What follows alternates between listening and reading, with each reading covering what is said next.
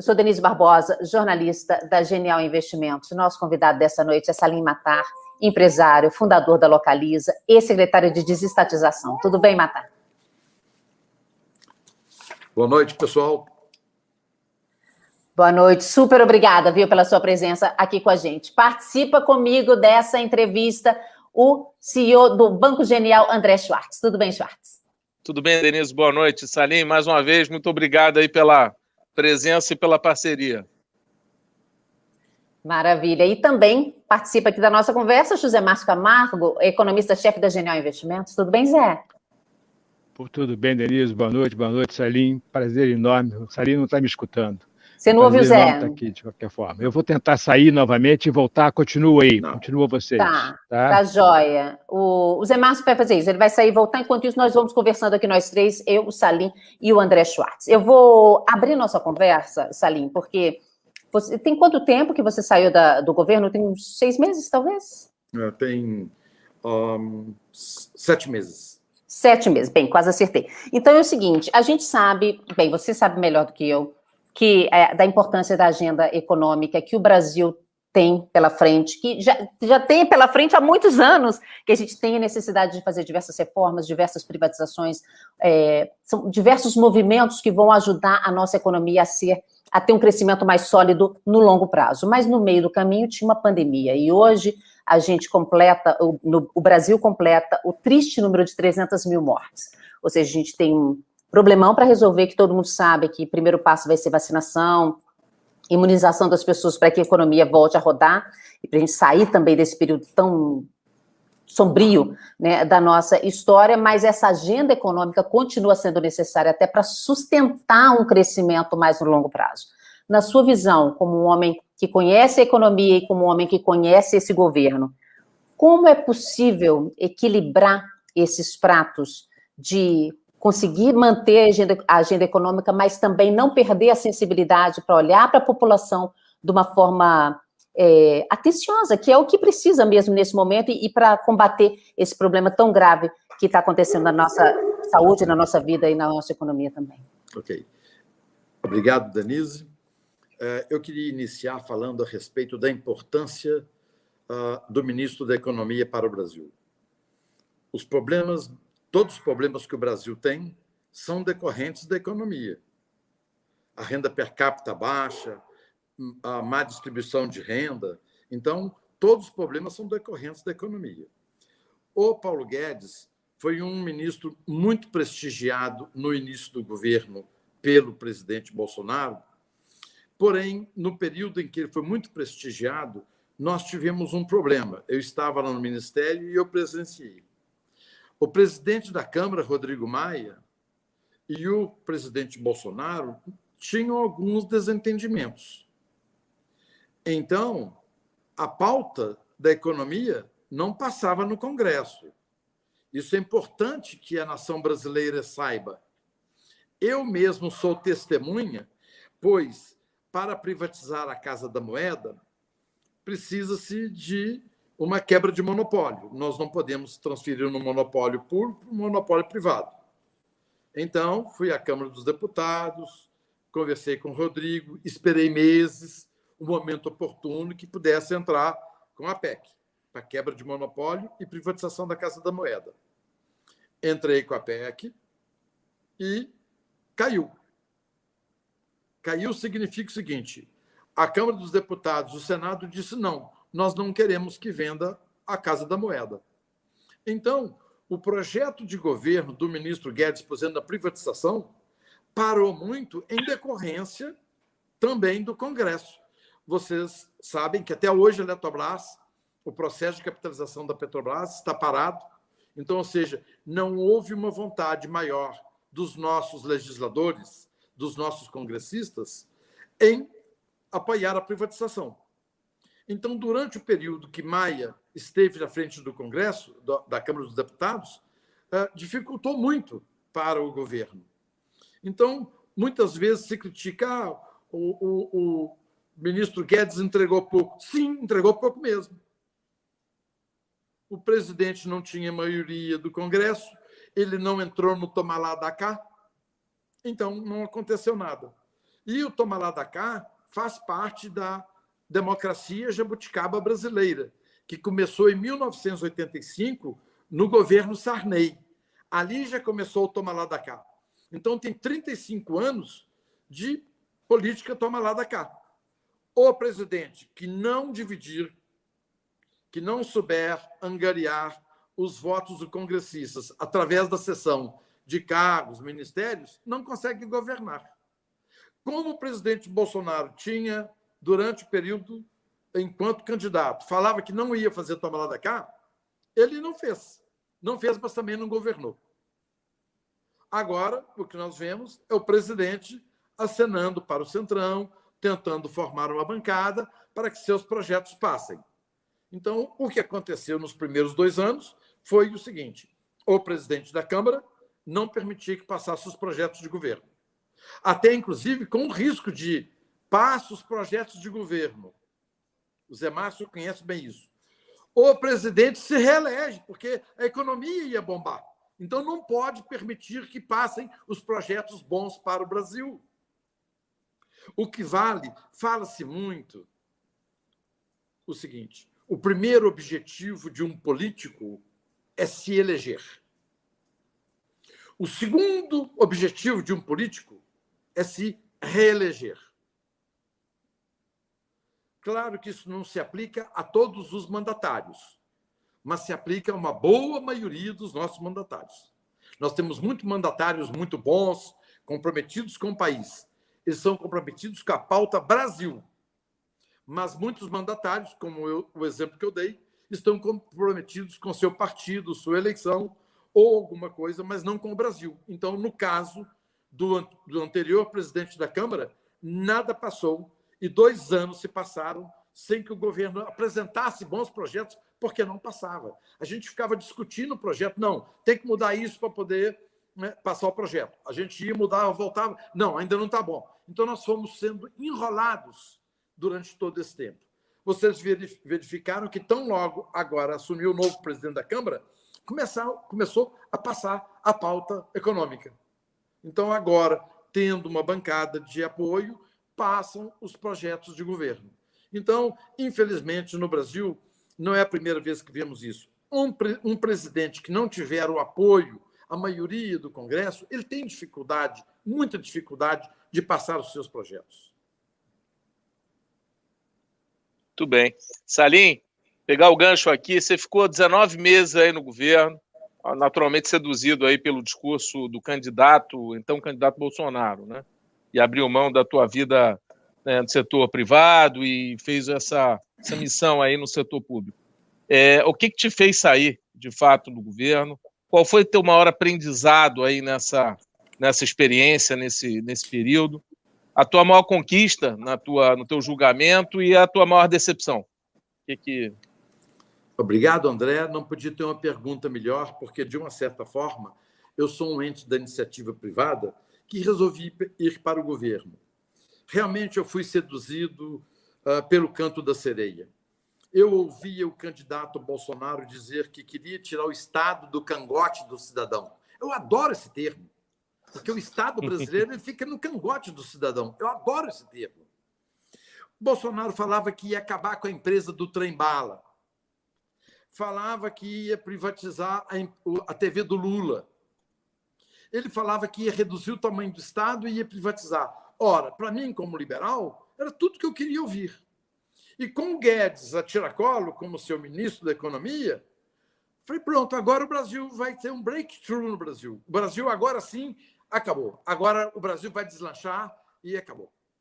Então, depois da insistência do bullying do Paulo Guedes comigo durante 1 ano, eu resolvi, no final de novembro, aceitar para ser o secretário de desestatizações. Ele falou comigo que sim, Salim, tem 134 empresas estatais. Vamos dar uma limpa nisso aqui, vendeu a 100, 120. Ótimo desafio.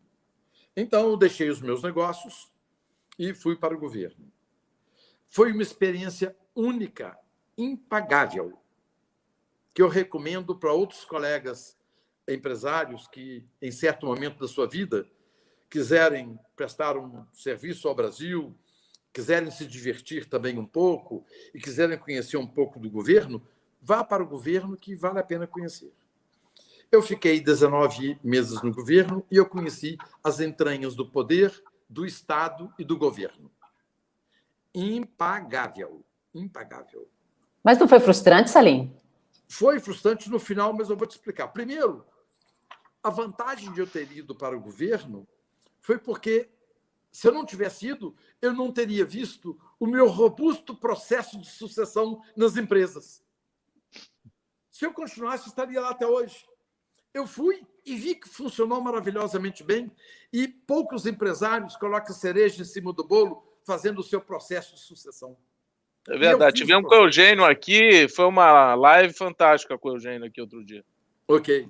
Então, com isso, eu fui para o governo, fiquei 19 meses no governo, deixei um legado, diversas coisas que eu fiz lá na secretaria, uma das quais, Zé Márcio, eu fiz o seguinte, eu deixei um decreto de que todas as estatais que são dependentes do Tesouro são obrigadas a cada 2 anos a apresentar um estudo para o Conselho do PPI, Conselho de Ministros do PPI, justificando a sua permanência como empresa dependente. E as não estatais, as não dependentes, como Petrobras, Eletrobras, Banco do Brasil, a cada 4 anos, o ministro da área tem que levar ao Conselho de Ministros e justificar a sua existência enquanto estatal. Isso é um espetáculo. Agora, um decreto pode matar outro decreto. Então, deixei pronto, é o meu legado. E aí, Denise, eu fiquei no governo e eu, então, decidi sair do governo no mês de abril de 2020. Porém, veio a pandemia em março. Eu e o Ebel fomos juntos e pactuamos de sair juntos. Então, em abril, nós íamos sair. Mas, no momento de pandemia, nós nos sentimos com a obrigação de permanecer um pouco mais, num período difícil, e nós ficamos lá mais alguns meses, até que, em agosto, a situação já era insustentável e nós decidimos sair. A minha frustração é porque o establishment não deseja privatizar. Quem é o establishment? O establishment é o executivo, o legislativo e o judiciário. Eles não têm interesse em reduzir o tamanho do Estado. Então, o establishment coloca todas as objeções possíveis. Nós sofremos na mão do STF porque eles estavam dificultando a venda das subsidiárias da Petrobras. Acabou que fizemos uma boa defesa e conseguimos. Mas só tem dificuldade. E hoje, na iniciativa privada, se você vai vender uma empresa, fazer um IPO, com 60, 90 dias, você vende qualquer empresa do seu grupo. No governo, gasta-se anos. Eu estava no governo, ainda em 2019, coloquei no BNDES 14 empresas para vender, 3 no PPI para serem estudadas, nenhuma delas até hoje foi privatizada. Tudo, a legislação, as pessoas, tudo conspira contra a redução do tamanho do Estado. E o mais divertido foi que,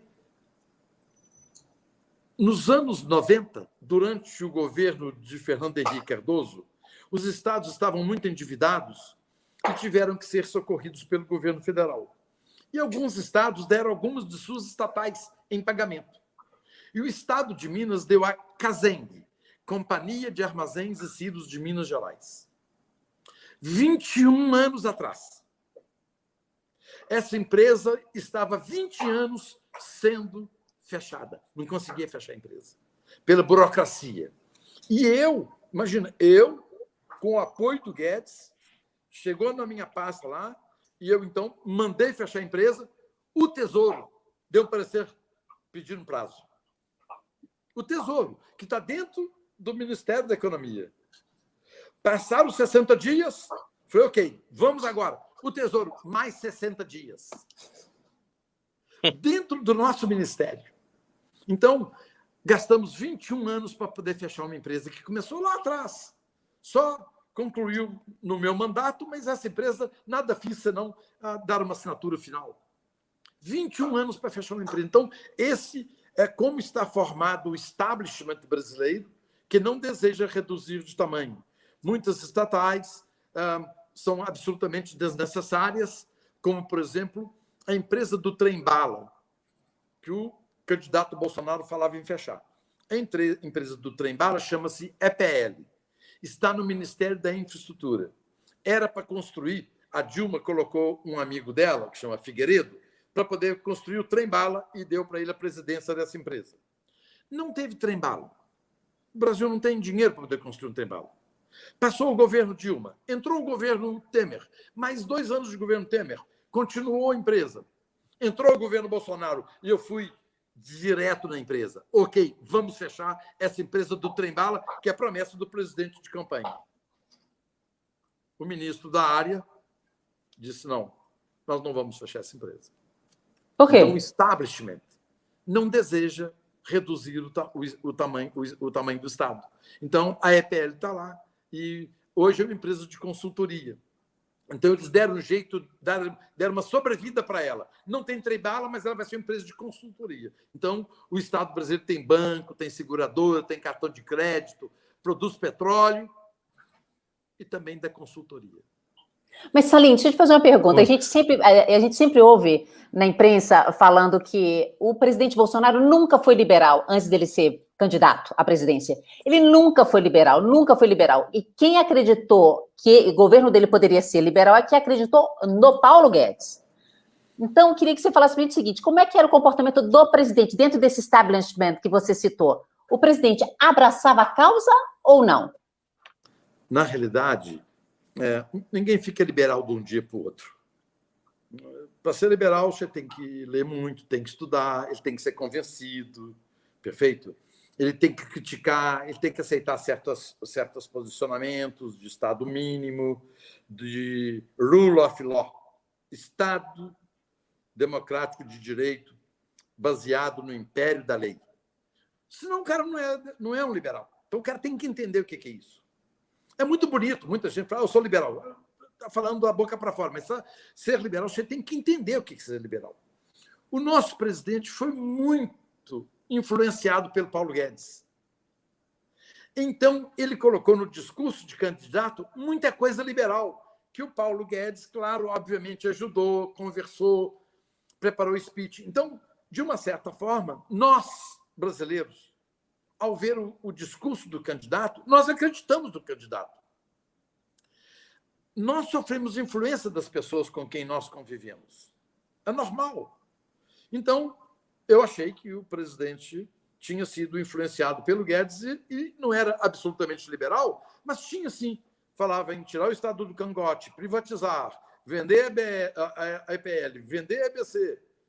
Então, esse cara realmente quer reduzir o tamanho do Estado. Então, esse cara ele tem algumas coisas liberais. Então, a frustração veio, Denise, como você perguntou, na hora que eu comecei a ver as resistências. Resistência para poder vender o Correios, resistência para poder vender a Casa da Moeda. Aí eu fui descobrindo as resistências internas, ora a partir dos militares, ora do próprio presidente, ora do establishment, ora do judiciário, ora do TCU. Sim, o TCU colocou dificuldade para a gente fechar a empresa. Tinha uma empresa lá no sul do país, essa empresa produz um chip para colocar, o fazendeiro coloca na orelha do boi, chega com o aparelhinho e conta quantas cabeças tem no gado. Uma estatal para produzir isso, imagina. E tivemos dificuldades, o TCU colocou dificuldades para poder fechar essa empresa. Essa empresa não foi fechada ainda. Então, o establishment brasileiro, e com todo respeito,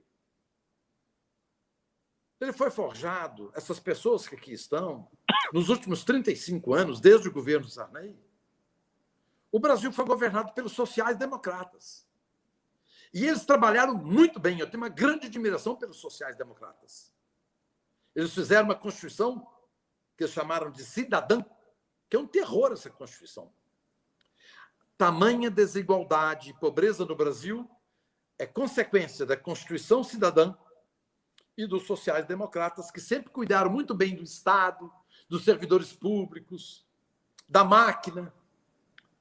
segurar as estatais, e nós temos hoje, por exemplo, Denise, nós temos hoje 11 milhões de analfabetos. Eu pergunto, será que em 35 anos os sociais-democratas não conseguiram erradicar o analfabetismo no Brasil em 35 anos? Então, essa Constituição dividiu o Brasil em cidadãos de primeira e de segunda categoria. Explico e dou 3 exemplos para você, que eu mato a pau com meus exemplos. O artigo 5º da Constituição é maravilhoso. Todos os cidadãos são iguais perante a lei. Que espetáculo, gente! Isso é espetáculo. Todos são iguais perante a lei. Mentira. Isso só está na Constituição, mas isso é falso. É fake. Eu vou lhe dar 3 exemplos que isso é fake. Se um de nós aqui cometermos um delito ou um crime, nós vamos responder na justiça comum. Mas tem 55 mil brasileiros, cidadãos de primeira categoria, que, se cometerem um crime, têm foro especial. Então, os cidadãos não são iguais perante a lei. Tem uma casta de cidadão de primeira categoria. Segundo exemplo, nós temos hoje 30 milhões de brasileiros de carteira assinada. E temos mais 14 milhões de brasileiros desempregados.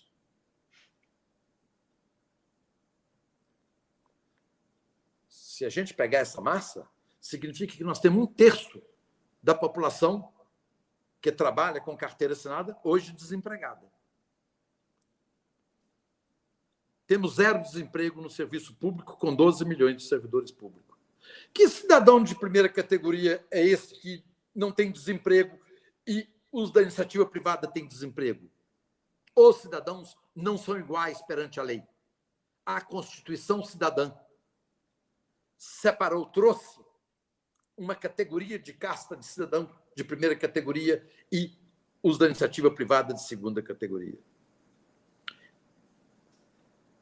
Em 1985, no governo Sarney, o primeiro governo que iniciou o Toma lá da cá, que faz parte da tradição histórica da democracia jabuticaba brasileira, ninguém governa se não tiver toma lá da cá.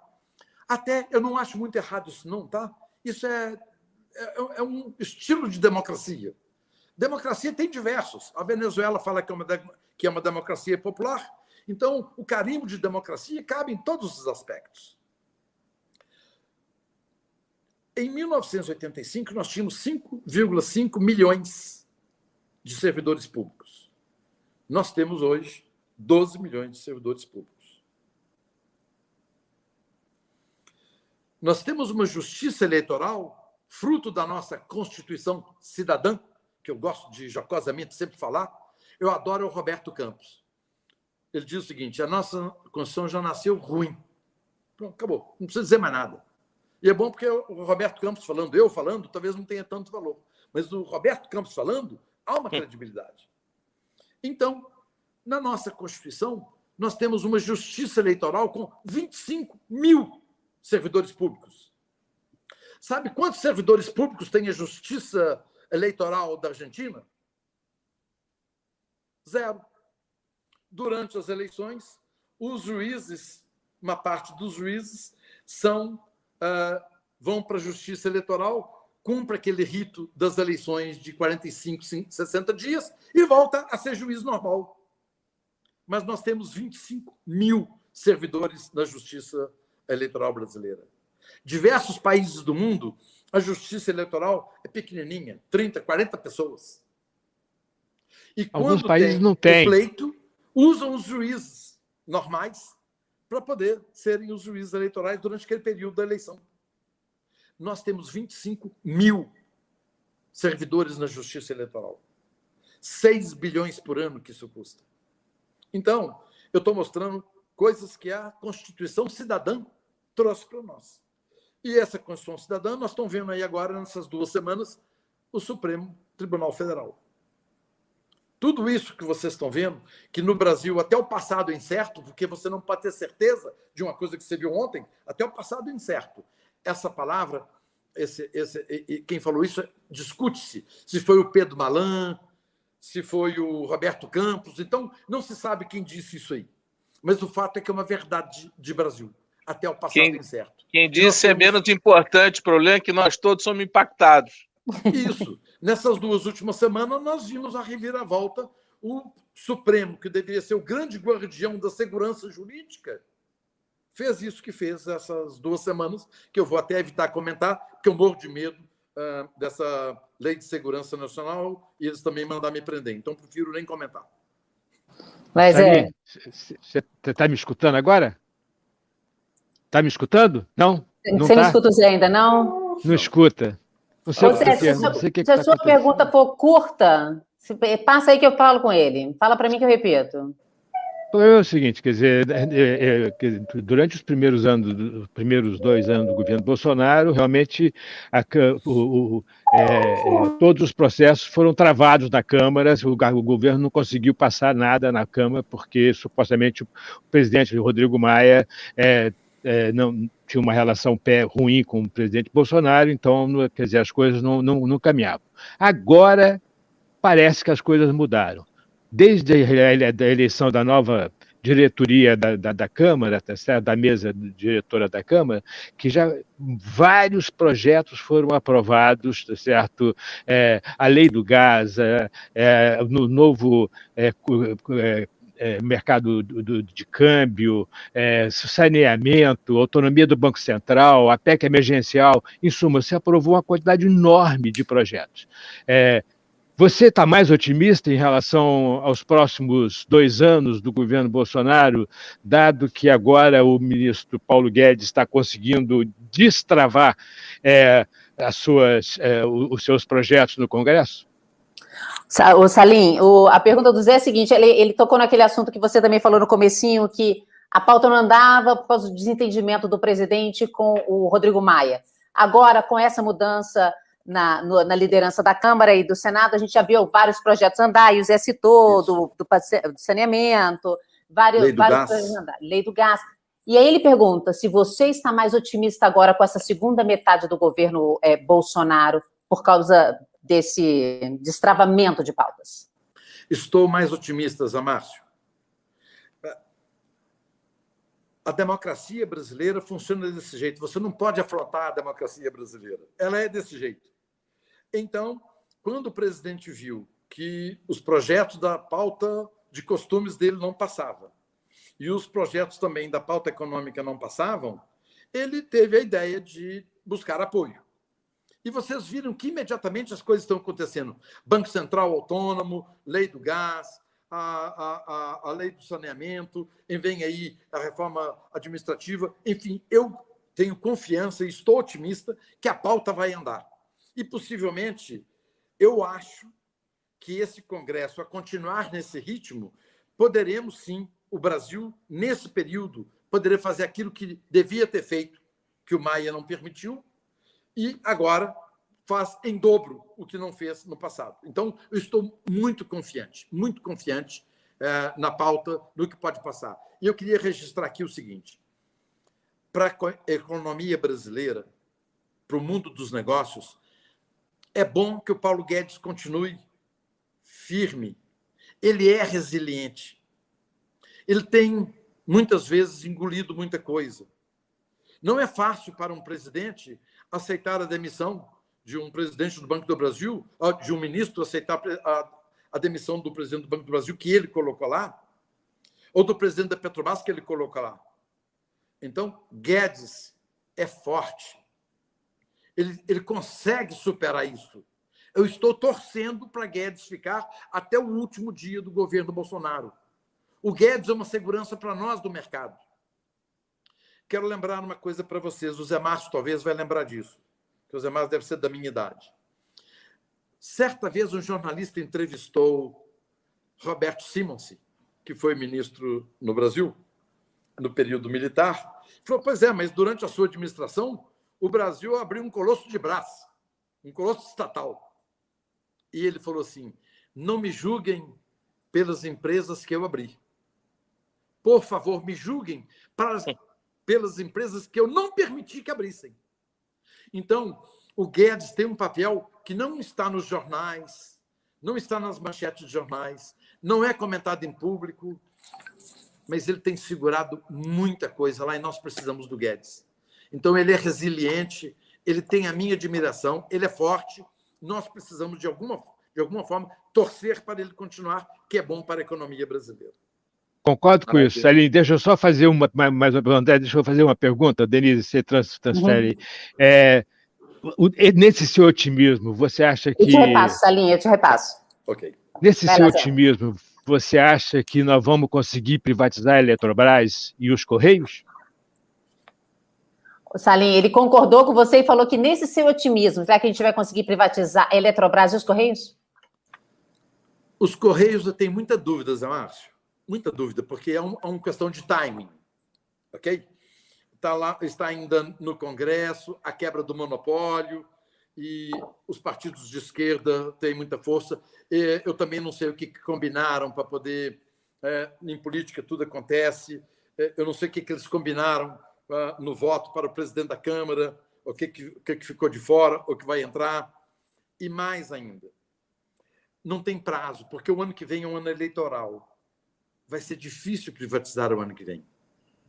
A Eletrobras é um caso que eu acho que vai acontecer, porque a Eletrobras, o governo está privatizando, Zé Márcio, não por desejo de privatizar, por falta de alternativa. A Eletrobras precisa de 14 bilhões por ano para investir, para continuar no mesmo market share que ela tem hoje. O governo não tem dinheiro para poder aportar na Eletrobras. Ele não tem dinheiro nem para poder dar ajuda emergencial de R$250 para os mais necessitados, cidadãos invisíveis, que vivem à margem do Estado. Ele não tem nem isso. Então, ele está capitalizando a Eletrobras por falta de alternativa, não é por ideologia, é por pragmatismo. Então, Salim, deixa eu aproveitar. Desculpe, eu ia só complementar eu acredito. Ia só complementar a pergunta sobre a Eletrobras. Sempre teve uma resistência muito grande da bancada do Norte e do Nordeste em relação ao tema. Tá certo? E você apresentou desde final de 19 esse projeto de lei da Eletrobras e ficou lá parado 1 ano e pouco sem evoluir. Então, pegando o gancho aí no mesmo tema, assim, como é que vai superar essa resistência aí das bancadas Norte e Nordeste? Como é que você vê essa... E que bom que você está otimista em relação à privatização da Eletrobras. Bom sinal. Na realidade, o jogo em Brasília é um pouco diferente de como a gente lê no jornal. Perfeito? Tem pedágio para poder passar projeto. Ok? Esse é um projeto bom, os deputados falam assim, nossa, esse projeto é ótimo para o Brasil, vamos votar. Não, não é assim que acontece, não. Alguns deputados comprometidos com o país votam pelo projeto. Os fazem oposição ao projeto que não é bom para o Brasil. Muitos têm uma compensação para votar. É a triste democracia jabuticaba brasileira. Então, no caso da Eletrobras, a bancada do Norte e Nordeste se sente como os donos da Eletrobras, pois ela está primordialmente no norte do Brasil. Então, eles desejam algumas compensações. Investimentos na bacia do São Francisco, um certo valor para reduzir a conta de luz da região e outras coisas mais. Então, é o seguinte, numa hora dessa, é entregar os anéis para não entregar os dedos, ou entregar os dedos para não entregar a mão. Eu sou favorável a entregar o braço inteiro, se necessário. É mais barato para o pagador de impostos que isso seja privatizado a qualquer custo. É mais barato. Então, eu acredito, sim, na privatização. O ministro Bento está empenhado na privatização e acho que eu até fiz um desafio um dia na imprensa. Eu desafio o ministro Guedes e o Bolsonaro a privatizar uma empresa. Foi a manchete do jornal. Aquilo estava dando munição para o ministro Guedes, para que ele pudesse saber, olha aqui, desafiando a gente. 2 dias depois, levaram o projeto de lei, a medida provisória da Petrobras e do Correios no Congresso. Eletrobras. Então, valeu. Da Eletrobras e do Correio. Então, valeu. Então, foi uma instigação que eu fiz. Eu desafio o ministro Guedes e desafio o presidente Bolsonaro a privatizar uma empresa. Então, aquilo foi de propósito. Eu estou do lado do Guedes, eu tenho uma admiração pelo Guedes, e ele não está fazendo mais, não é por culpa dele, não. Ele não está fazendo mais por causa do establishment.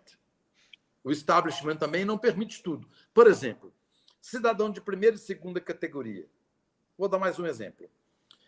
O Ministério da Economia teve, Zé Márcio, naquela época da pandemia, uma ideia interessante.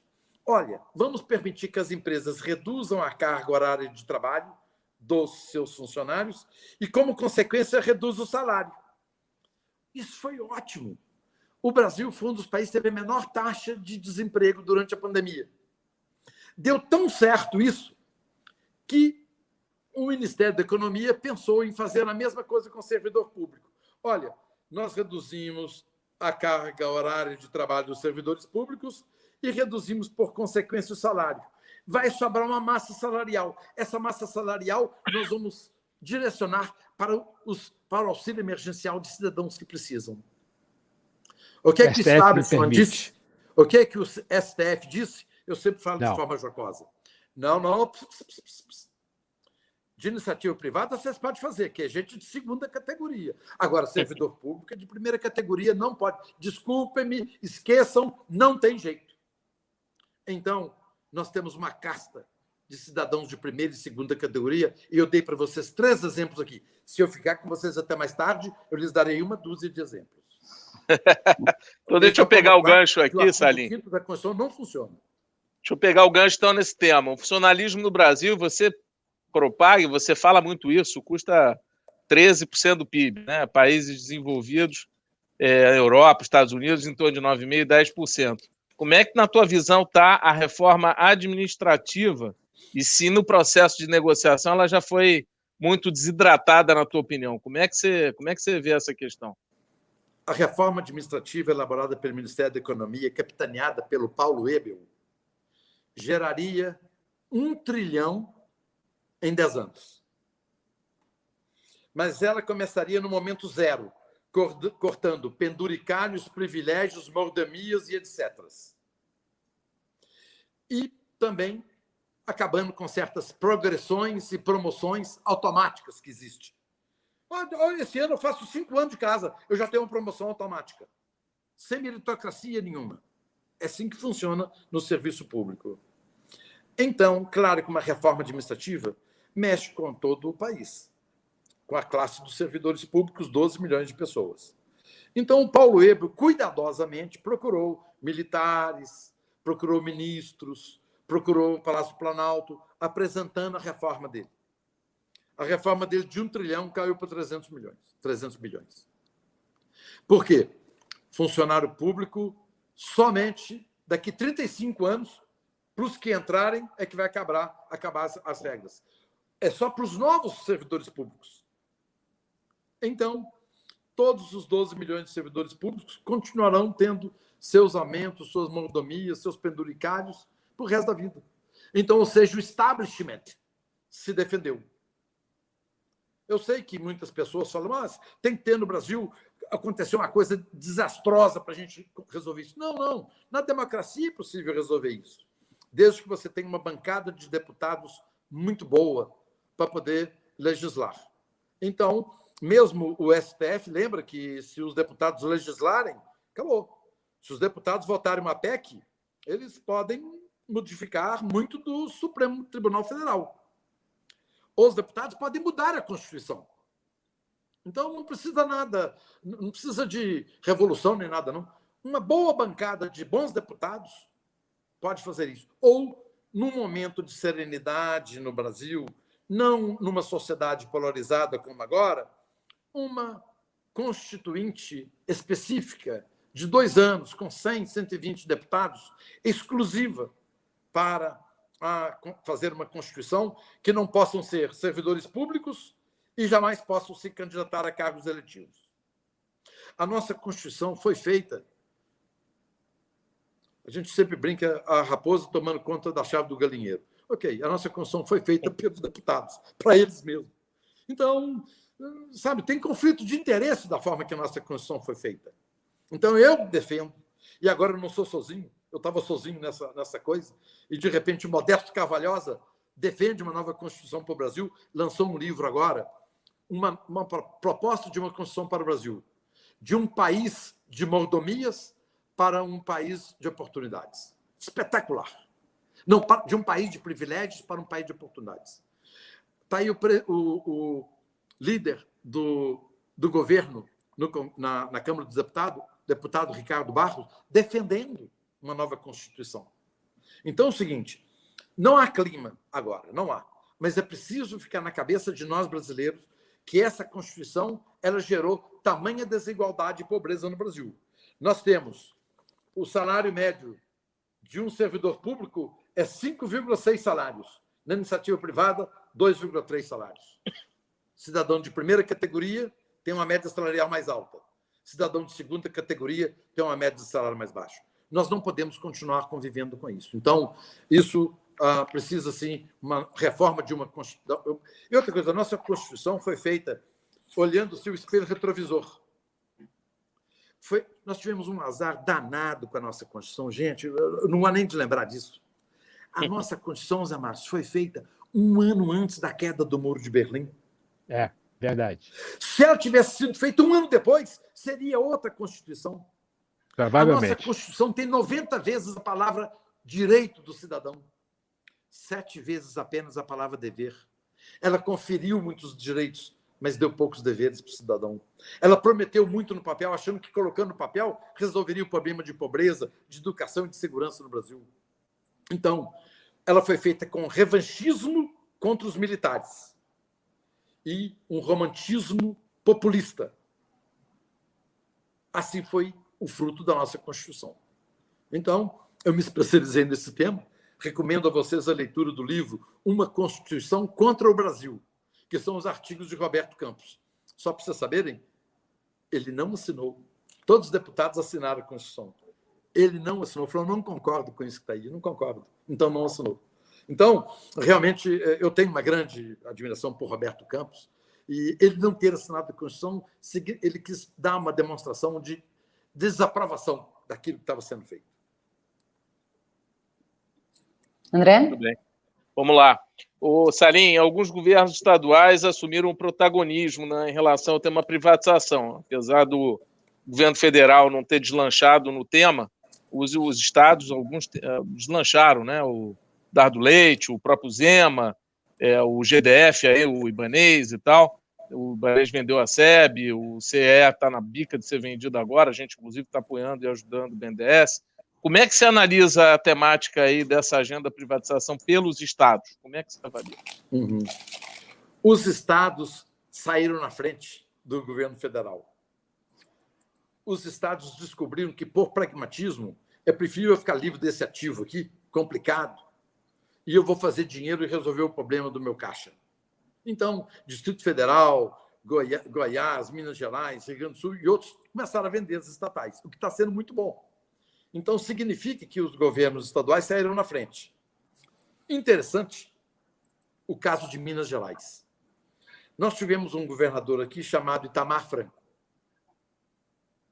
Enquanto ele era governador, Itamar Franco é um cara muito íntegro. Eu até quero fazer um elogio para ele aqui.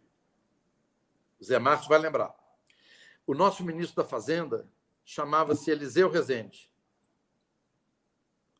Ele estava hospedado no hotel em Nova York e a conta de $650 foi paga pela Odebrecht.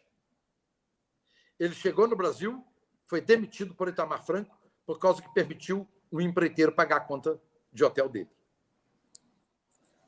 E, imediatamente, nomeou o Paulo Haddad, substituindo o Eliseu Rezende. Foi meu professor. Exatamente. Foi meu professor. Eu gosto de brincar... professor do Zé. Não sei se... Ótimo. Eu gosto de brincar, Zé Márcio, o seguinte. Oliveira, minha terra natal, é a terra natal do Eliseu e do Paulo Haddad. O momento de glória de Oliveira foi quando cai o ministro da Fazenda, Eliseu Rezende, outro ministro da Fazenda de Oliveira. E se cair, tem mais aqui. Então, esse foi o momento de glória de Oliveira. E eu, como mineiro, eu entendo isso, que eu sou de Juiz de Fora, terra do Itamar. Exatamente.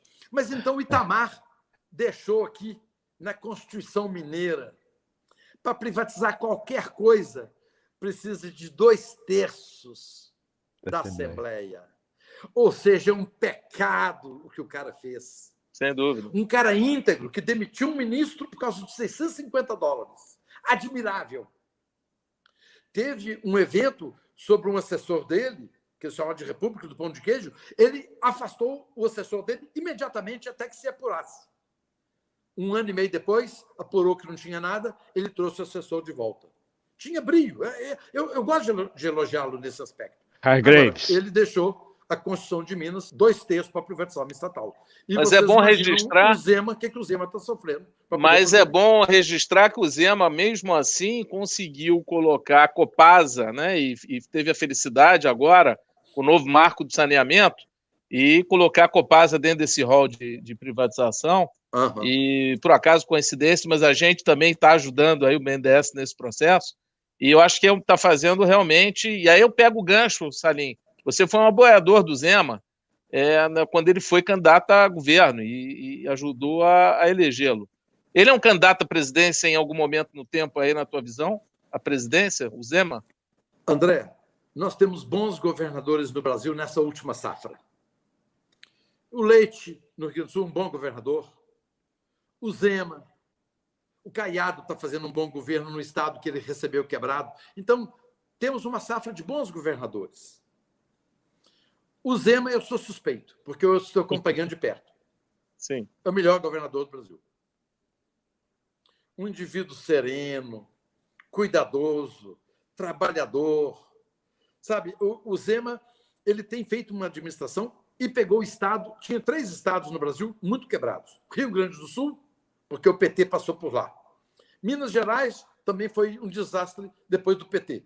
E o Rio de Janeiro, que tem sido um desastre, historicamente, com 6 ou 7 ex-governadores presos. Ok. Desses 3 estados, Minas Gerais ainda sofreu com o problema de Brumadinho. Então, Zema está conseguindo fazer uma administração espetacular, atraindo investimentos. Só tem 2 deputados do Novo na Câmara, mas ele está conseguindo, com diálogo, ter o apoio da Câmara.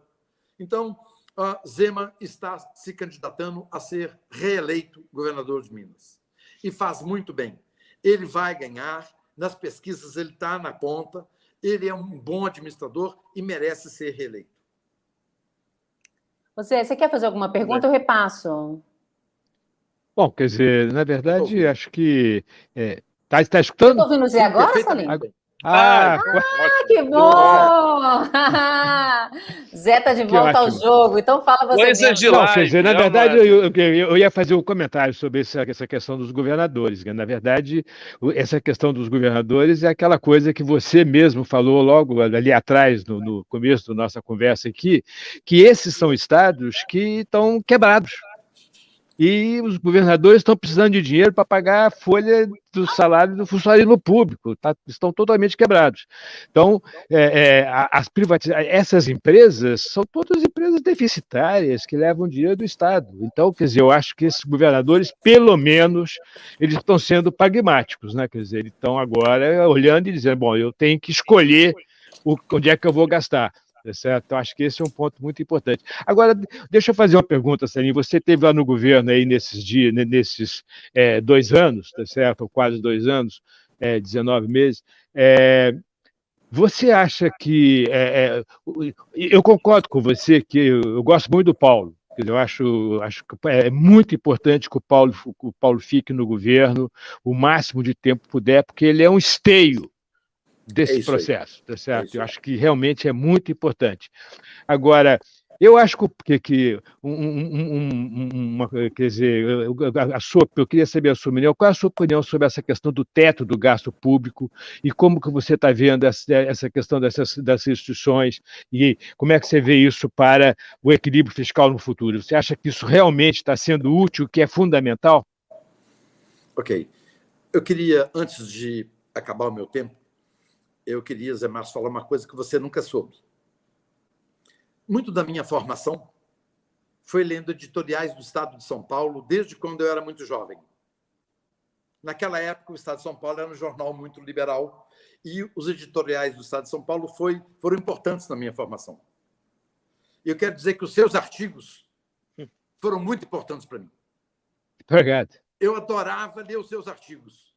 E pô, fico orgulhoso. eu conheci há uns 3 anos atrás, mas, Zé Márcio, minha gratidão, porque você não sabe, você contribuiu muito para a minha formação. Muito obrigado. Fico orgulhoso, super contente. O ministro Guedes tem uma grande admiração e respeito por você. Quando alguém comentar, mas o Zé Márcio falou isso. O Zé Márcio falou, vamos prestar atenção, porque eu gosto do Zé Márcio. Então, o ministro tem uma grande admiração pelos seus pontos de vista, pela sua moderação, pelo seu equilíbrio e como você se posta diante dos temas econômicos. Ok? Eu presenciei isso. Muito obrigado pelo elogio. Tá? Bem, as contas brasileiras estão devastadas. Nós temos uma dívida de 5 trilhões. 5 trilhões. Essa dívida não é de hoje, gente. O Brasil tem sido um país que, ao longo desse tempo, tem sido escravo da dívida e escravo do custo da dívida. No governo da Dilma, nós chegamos a pagar mais de 300 bilhões de juros por ano. Então, hoje a taxa de juros é mais baixa, ok? Nós aumentamos o endividamento por causa da pandemia, mas o Brasil é muito endividado. Então, o que aconteceu é o seguinte, ao longo dos governos que passaram, às vezes algum governo até fazia o dever de casa direitinho, vinha o próximo governo e desajustava. Então, não houve, por parte dos nossos governantes, um cuidado com as contas públicas. Então, com a pandemia, a coisa bagunçou muito. A importância, Zé Márcio, do ministro Guedes estar lá é por causa do fiscal. Ele está segurando o fiscal. Ninguém vai fazer besteira, a Câmara dos Deputados, o presidente, ninguém, porque ele não vai permitir. Isso é o único motivo pelo qual eu acho que ele iria embora. É se não respeitarem o ponto de vista dele em relação ao fiscal. Nisso, ele não faz concessão. Ele não quer ser conhecido como o ministro que foi e atrapalhou as contas públicas. O que dói, Zé Márcio, é o seguinte, as nossas estatais valem R$1 trilhão. R$1 trilhão, Zé Márcio. Eu peguei bancos privados, mandei fazer o levantamento de empresa por empresa, tudo. Petrobras, Correio, participação do Banco do Brasil, tudo. Vale R$1 trilhão. Nós temos que dizer para o establishment, com R$1 trilhão, nós podemos fazer muita coisa. Nós podemos construir 6 milhões de casas, porque tem hoje no Brasil, Zé Márcio, 5.850.000 brasileiros e famílias sem teto. Nós podemos vender nossas empresas e dar um teto para todas essas pessoas e construindo 6 milhões de casas, nós giramos a economia. Exatamente o setor que mais emprega, que é a construção civil. Ainda sobra 400 milhões. 400 milhões, nós podemos fazer uma espetacular ajuda emergencial para esses cidadãos invisíveis que descobrimos que chegaram a quase 60 milhões de brasileiros. Então, péssima escolha. Governar, a gente aprendeu em economia, é alocar recursos. Em vez de alocar recursos no social, em vez de alocar recursos naquilo que o cidadão precisa, nós estamos alocando recursos em estatais ineficientes. Aliás, eu quero me corrigir. Eu falei isso só para dar margem de eu falar. A gente não fala eu vou subir a subida, eu vou descer a descida, porque isso é uma figura de pleonasmo. Só de falar estatal, você não precisa falar ineficiente, porque aí é uma figura de pleonasmo. Então, nós temos R$1 trilhão, Zé Márcio. Imagina, isso aí podia, se for o caso também, então vamos reduzir a dívida, vamos reduzir a dívida de 5. Fora os imóveis, né, Salim? R$1 trilhão das estatais, fora os imóveis. Sim, os imóveis, estima-se que seja alguma coisa entre 2 a 3 trilhões de reais. Agora, para vender imóvel é uma dificuldade. Por exemplo, 50 quilômetros na faixa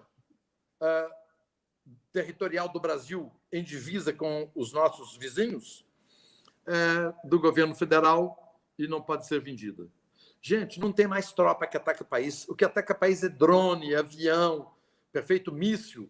Mas, no entanto, eu presenciei, participei disso, eu não consegui convencer o establishment a abrir mão dos 50 quilômetros de de fronteira. Então, os imóveis brasileiros vão de 2 a 3 trilhões de reais. A nossa dívida podia ser reduzida em alguns anos de 5 para 2 trilhões.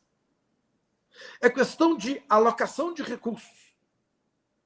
Mas as pessoas que vão para o governo parece que se sentem mais protegidas quando o governo é grande, com muitos funcionários, com muito estatal, com muito imóvel. E isso traz um prejuízo para o brasileiro pagador de impostos, porque a alocação de recursos não é bem feita. E no teto dos gastos, o que está acontecendo? Há uma pressão danada para poder furar o teto dos gastos. Há uma pressão louca. Porque o cara que está lá defendendo no legislativo o furo do teto dos gastos, ele está preocupado com uma verba para a cidade dele, de construir um hospital, uma escola ou uma ponte.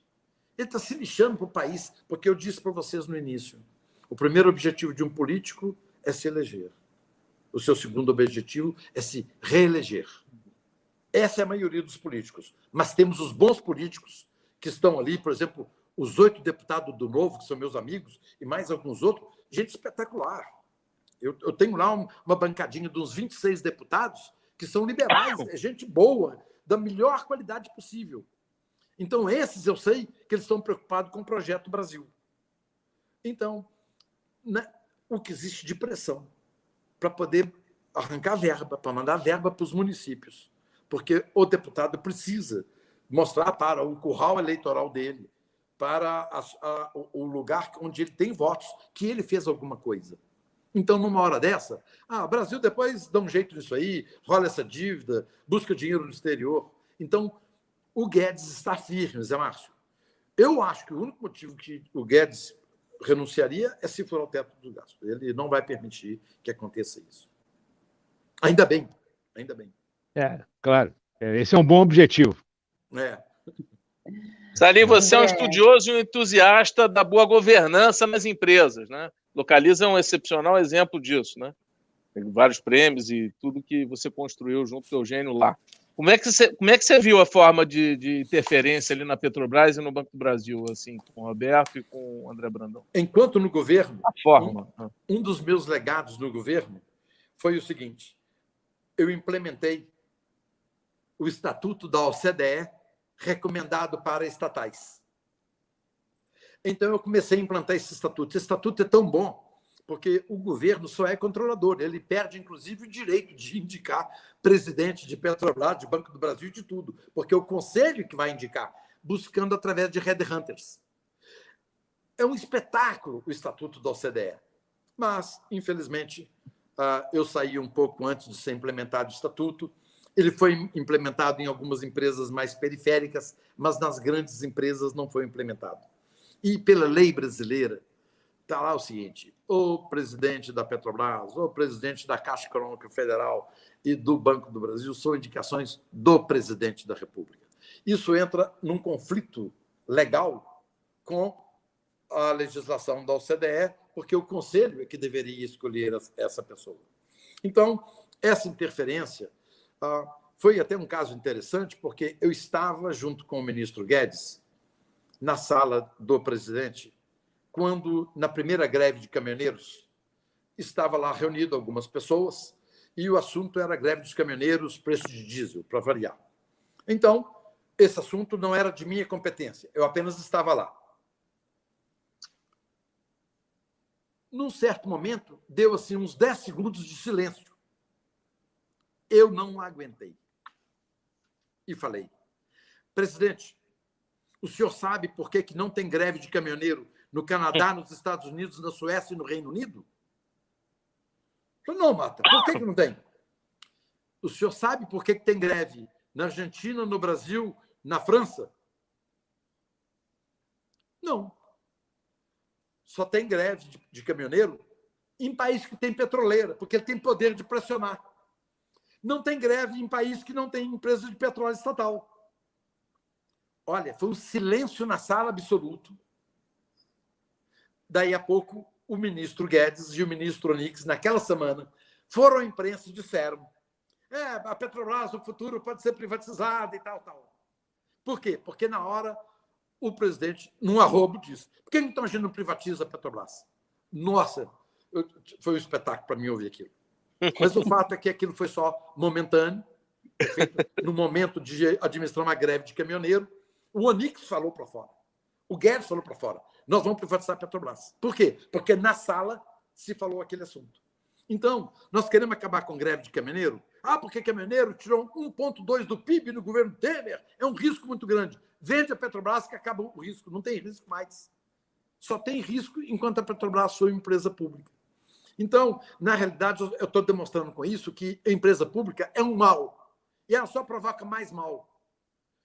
Não tem uma empresa pública que vocês possam dizer, essa empresa é boa, ela contribui com alguma coisa. Nenhuma. A Caixa Econômica, alguém vai falar, para que Caixa Econômica? Tem tanto banco privado, era digital de abrir conta, não precisa de Caixa Econômica. O dinheiro da Caixa Econômica pode ser distribuído os 500 bilhões do Fundo de Garantia, faz um sorteio. Licitação. Eu tenho um lote de 50 bi para poder ser aplicado nisso. Quem me remunera melhor isso aqui? Aí eu remunero 0,15, eu remunero 0,25, ok. Ganhou o Banco A com remuneração de 0,15. Então, nós não precisamos de banco público. Os bancos públicos, tipo Base, Banco do Nordeste, o Zé Márcio sabe, são bancos usados pelas bancadas. Então, nós não precisamos de banco público. Nós temos 5 bancos, gente. 5. Isso é um ônus para o pagador de impostos. Eu gosto muito da frase de Rothbard. Existem os pagadores de impostos e os consumidores de impostos. Então, nós, a sociedade, somos pagadores de impostos. E do lado de lá, em Brasília, pena que não deu certo o que o ministro falou e o presidente repetiu. Precisamos de mais Brasil, menos Brasília. Sim. Esse slogan a gente nem ouve ele mais, né? Ele caiu em desuso, acabou. Então, a gente precisava mesmo de mais Brasil e menos Brasília. No entanto, Brasília é a grande consumidora dos nossos impostos. As estatais são ineficientes, mas mais ineficientes ainda são as estatais que são monopolistas, tá certo? Então, quanto mais monopolista, mais ineficiente. Exatamente. É impressionante. Agora, tem um ponto importante, quer dizer, na verdade, essa coisa que você fala do establishment, Salim, é o seguinte, né? Quer dizer, estas pessoas, elas vivem do Estado. O establishment vive do Estado. Se não tiver Estado, elas vão morrer, certo? E esse é o grande problema. Por isso que elas ficam ali sugando o Estado para poder sobreviver. É verdade, Zé Márcio. Eu estou lembrando aqui de 2 semanas atrás, uma juíza do trabalho multou a churrascaria Fogo de Chão em 17 milhões, porque ela demitiu 17 sem funcionários dentro da lei. Então, o establishment está se rebelando. Não. Eu não quero que você demita. Então, ou seja, o establishment, ele excede nas suas funções, como essa juíza. E não tem penalidade nenhuma. Ela está lá, está tudo normal, está tudo normal. Não tem consequência para o servidor público. E o que eu acho mais interessante é o seguinte, nós temos uma série de desembargadores que venderam sentenças, foram aposentados porque venderam sentença, mas continuam com sua remuneração integral, mordomias, penduricalhos e benesses. Então, o Brasil é um país cuja meritocracia é tão importante que até o bandido é premiado quando ele comete um crime. Então, juiz, você tem 42 anos de idade, você cometeu um crime, você vai ser afastado a partir de hoje. Os seus vencimentos, está tudo certinho. Aí o cara com 40 e poucos anos de idade pode abrir sua advocacia, o cara vai cuidar da fazenda dele, do negócio dele. Então, é um prêmio para o ladrão, para o corrupto. Salim, além de você, saiu uma série de pensadores liberais aí do governo, né? Você citou alguns aí, o Paulo Ebel, o Roberto Castelo Branco, o próprio Rubens Novaes, uma série, né? Assim, o que a gente pode esperar de medida liberal ainda até o final do ano? Ou até o final do governo? Existe algo? Bem, eu acho que o ministro Guedes está muito envolvido nas reformas. O Pacto Federativo, que seria um pouquinho do mais Brasil, menos Brasília. Acho que vai acontecer a reforma administrativa. Eu considero essas duas as maiores, que precisa ser feita. A reforma política, eu tenho um pouco de dúvida se vai sair nesse governo a reforma política. É importante, mas não é tão importante como as reformas estruturantes da economia. Então, eu acho que o Guedes ainda vai fazer algumas reformas até no final do governo dele, mas eu gosto de brincar o seguinte: nos anos 80, no Instituto Liberal que eu frequentei, nós cabíamos numa Kombi. Quando eu fui para o governo, nós, os liberais no governo, cabíamos numa van. Só os que estavam no governo. Hoje, os liberais brasileiros cabem num grande campo de futebol. Cabe numa arena. 100 mil, 150 mil. Então, hoje, nós temos cerca de 120 institutos liberais no Brasil. Significa que nós estamos formando uma massa de jovens. Ou seja, nós vamos colher esse fruto daqui 10, 15, 20 anos. Então, eu estou muito confiante em relação ao futuro do Brasil. Nesse governo, realmente, eu acredito que algumas reformas vão passar, estou confiante, mas que vai ser um governo liberal, não, eu não me iludo. O liberal no governo é o Guedes, e ele vai cuidar do fiscal de maneira... o fiscal é fundamental para que a gente possa obter a confiança do investidor estrangeiro, para que a gente possa controlar o dólar, para que a gente possa ter um ambiente de negócios fluindo. Nós tivemos aí um punhado de IPO esse ano, foi espetacular.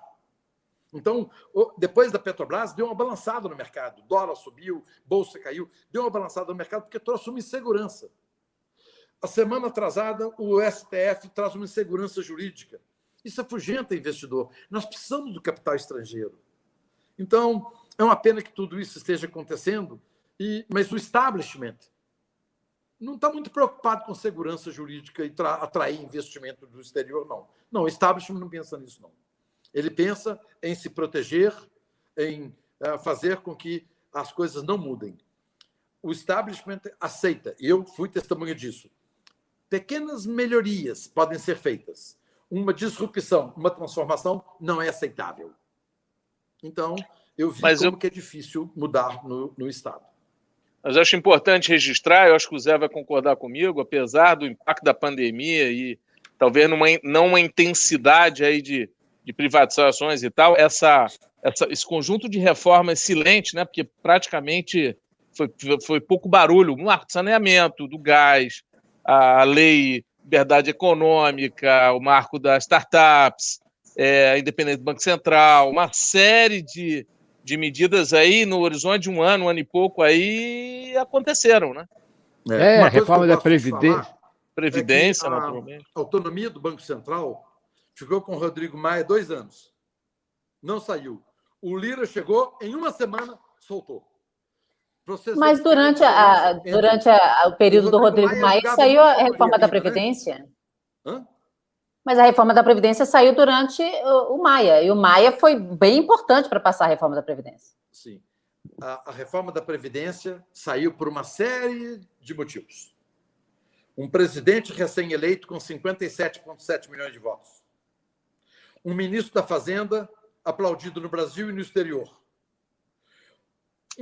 Uma Câmara dos Deputados que chegou ali nova naquele momento. 50% de renovação. Então, tinha o clima para a Previdência. Não teve jeito do Maia segurar a reforma da Previdência. Mas ele não tentou segurar? Hã? O senhor acha que ele tentou segurar? Não teve jeito de ele segurar. Então, ele não segurou, ele não tentou, porque seria inglório. Então, tanto é que só passou a reforma da Previdência.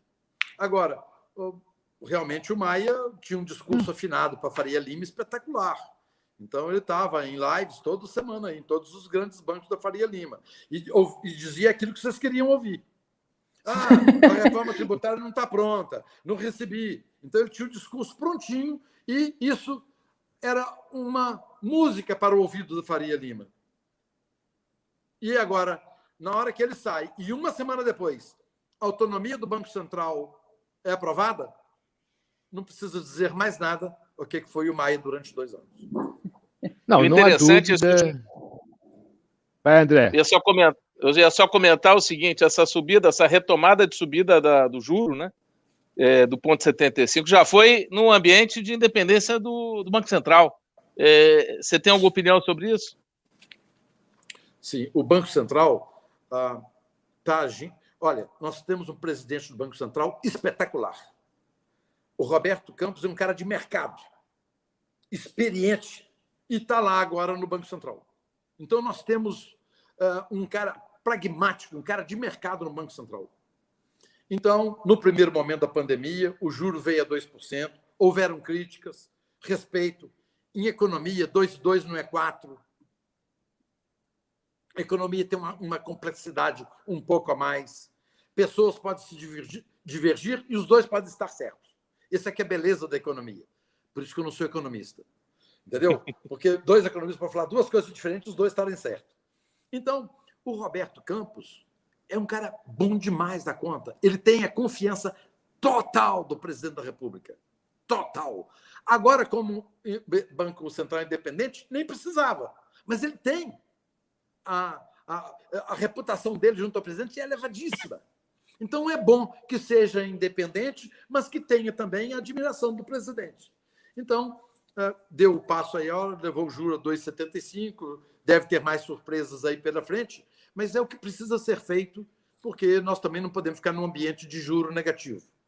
O juro negativo também ele é pernicioso demais da conta. Não, Zé, foi a decisão correta. Vai, Zé. Não, foi a decisão correta. E, quer dizer, acho que ele reduziu a taxa de juros lá atrás, porque achava que a economia ia entrar numa recessão cavalar com a pandemia. Como não aconteceu, teve uma recessão, mas muito menor do que o esperado, eles começaram a colocar a política monetária num degrau um pouco mais. Então, acho que é razoável. A discussão, Zé Márcio, é que alguns acham que devia ter sido um pouquinho mais cedo. E outros acham que está na hora certa. Então, tudo bem. Isso. E outros acham que devia ser um pouquinho mais devagar, outros acham que devia ser muito bom, mas faz parte do jogo. Essa é a discussão do economista. Não tem, como você disse, não tem nenhum certo, tá certo? Certo? Não tem. Estão todos igualmente certos, desde que dê certo no final do jogo, tá certo? Eu acho que. E essa coisa que você falou aí do fato de ser de mercado, eu disse isso lá quando ele foi indicado, eu me lembro que eu falei, olha, pela primeira vez. O Banco Central do Brasil vai ter um presidente que é de mercado. E não acadêmico. Certo? Que é, exatamente, e não acadêmico, que é um operador e não um acadêmico, tá certo? É o cara da mesa. Algumas pessoas falam, pô, mas você acha que isso é bom? Eu falei, pô, não falei que é bom, eu falei que é diferente, tá certo? Exatamente, é diferente. Exatamente. Salim, qual é o teu projeto de futuro, Salim? A gente está finalizando aqui em breve. Okay. André, depois que eu saí do governo, eu fiquei tão assustado com o que eu vi no governo, tão indignado, inconformado com as coisas que eu vi no governo, que eu, tendo em vista que o processo de sucessão nas minhas empresas foi muito bom, eu falei, bem, eu vou dedicar minha energia e meu tempo ao Brasil. A minha causa é o Brasil.